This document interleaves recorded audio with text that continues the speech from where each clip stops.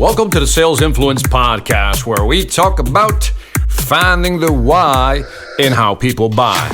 I'm your host, Victor Antonio, and today we're going to dip into my email box, and I pulled up one that I think was really good question from my man, Manny. Manny, you know who you are. Manny has a great question. He says, Victor, I just wanted to drop in and let you know that I've been listening to your podcast. It's helping me break through with understanding how to sell more effectively. That's great feedback, Manny. Thank you very much. Question though. I've noticed I've always had trouble asking for a sale and closing, almost like I'm scared to do it. How do I overcome that? Great question. I appreciate you for putting out great content. I'll leave you a nice rating and review. Appreciate you, brother. Thank you, brother. Thank you very much, Manny. I appreciate that. All right. So the quick question was, I've noticed I've always had trouble asking for a sale and closing, almost like I'm scared to do it. How do I overcome that? It's a great question, Manny. I think a lot of people have a hard time closing a deal. And there's several ways you can solve this problem, but in this context, I'm going to take a very simple approach because I think there's two schools of thought when it comes to closing. One is that you build up the value and then drop a closing bomb at the end, right? You just try to close it at the end. Now, the customer knows you're going that way, so there's nothing wrong with that strategy at all. But I also think that there's another school of selling that is as effective that says you should be closing throughout the process. And that's the one I subscribe to. I don't like waiting to the end to drop a clothesline on them, right? Because sometimes you'll just freak a customer out. They'll get shocked. Whoa, I didn't expect to pay that much, But again, one of the things I like to do is condition them throughout the process to actually say yes. And I'm not talking about stupid manipulation tricks or persuasion tips. I'm not talking about that. I'm talking about legitimate questions, to be more specific, qualifying questions throughout the sales process that basically lets the customer know and you that you're both on the same page. So for example, I said, and here's how I responded to Manny. I said, step one, the key to closing is not to wait until the end. Again, that's one strategy. And I've known people who are very effective at that. If that's your style, great. That's not my style. And I think that's important. Let me just pause here for a second. You got to find your style of selling. You can't sell like somebody else. You have to find your style of selling and do it effectively. Bruce Lee once said, and I'm going to just get this wrong, but you'll get the idea. He said, I'm not afraid of a guy who practices 10,000 kicks. He says, I'm afraid of the guy who practices one kick 10,000 times. Now, how does that apply to sales? I know a lot of salespeople who practice a lot of different sales closes, right? But because they practice a lot of different closes, they're never an expert at any of them. But if you're that type of person that figures out your style of closing and you practice that style 10,000 times, so to speak, you will become an expert closer. So again, it's about finding your style, Manny. So step one, the key to closing is not to wait till the end. Throughout the sales process, keep asking qualified questions. Simple questions like this. So far, does this sound like something that fits you? And again, you can rephrase it to whatever sounds comfortable for you, but just simple statements like that. So far, am I showing you what you want? So far, does this sound like something that fits you? Up to this point, is this kind of what you were looking for? Am I on track? And they're going, yeah, that's kind of it. And then further on, based on what I've now shown you, is this what you were looking for? And you wait for the confirmation. Or you can say, you mentioned X. And we offer that, but we also offer Y. Could you use that? Is that something that would be of interest to you? Is that something you want to discuss? See, you're asking all these qualifying questions throughout the process, and the customer's going, no, yes. As soon as the customer says, no, that's not what I'm looking for, I said, you just shift, right? Okay, well, let's not talk about that anymore. Let's move in this direction.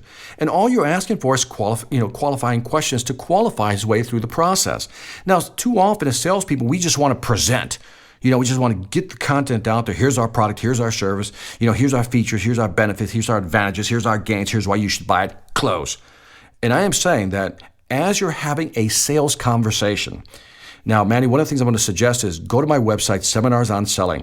There's a training program called Sales Conversations, and it really hits on his topic and goes in deeper.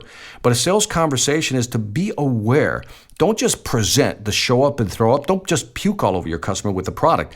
really have a sales conversation.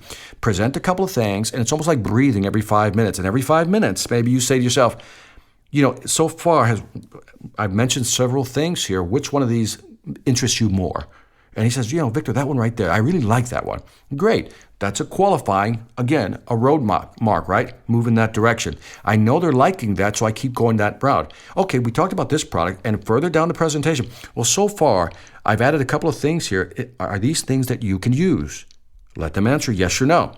And if they say yes, great. If they say no, okay, did I miss something? Let's step back a little bit. Where did I miss something? You see, you don't have to pressure people. You can just simply have a sales conversation. It's okay to breathe. Have a conversation. Let the customer guide you. But in order for the customer to guide you where they want to go, you have to ask qualifying questions. Let me say it again.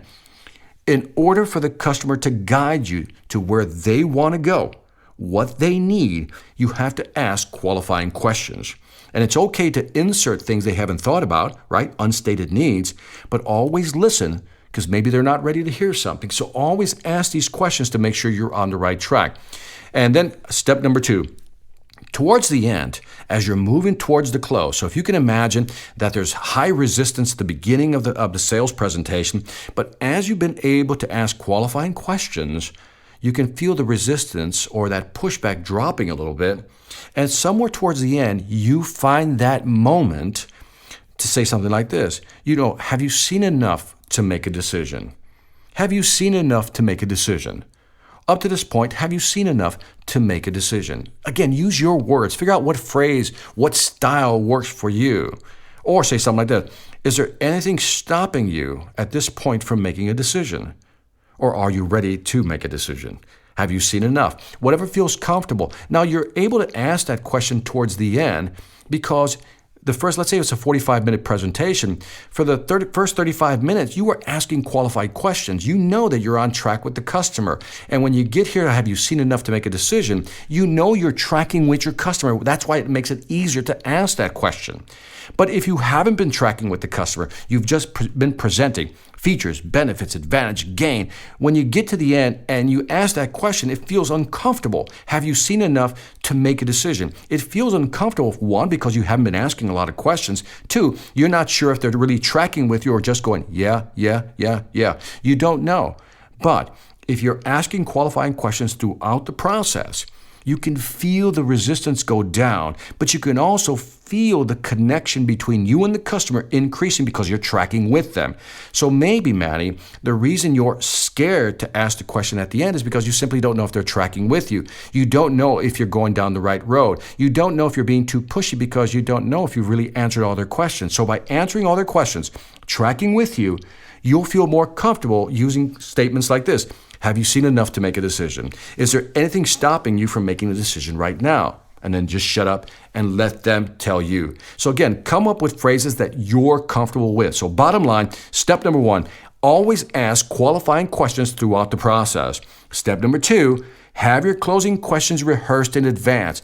Rehearse them so much that they become almost natural. But again, I'm not talking about manipulation, persuasion, or just trying to influence somebody to make a decision without having enough information. It's not what I'm talking about. I'm talking about almost grabbing the customer mentally by the hand. So every time you ask a question, it's almost like you're making sure that you still have them by the hand. And if you have them by the hand as you're going through the process and you can feel them coming along with you, you know that you've been doing your job in terms of qualifying their needs, their wants. And when you get to the end, you'll feel that much more comfortable saying, have you seen enough to make a decision? Or is there anything stopping you from making a decision today, Mr. Customer? Do this, Manny, and I think you'll feel the difference. Well, anyway, that's it for this Sales Influence podcast. Don't forget to leave me some feedback on iTunes, Stitcher, or YouTube. You know the deal. I need some feedback. And by the way, I've been getting great emails from you guys and also on my YouTube channel, so thank you very much. Also, check out my sales training website, seminarsonselling.com, where you'll find great training videos to help you grow your business. And again, if you're not increasing your training, you're decreasing your expectations. So, lastly, I want to thank you for listening. Always enjoy doing these podcasts. Please keep the feedback coming. This is Victor Antonio, always reminding you, selling ain't hard when you know how. Take care. Hi. I'm Victor Antonio. I'm an author, sales trainer, and keynote speaker. I'm often asked, what makes a great speaker? Is it someone who delivers real content that the audience can use? Is it someone who engages the audience so they're part of the learning experience? Or is it someone who can motivate an audience to push them beyond their comfort zone and discover new abilities? The answer is yes. But the most important thing to remember is that I'm not there to look good. I'm there to make my client look good. Simply put, it's never about me, and it's always about them.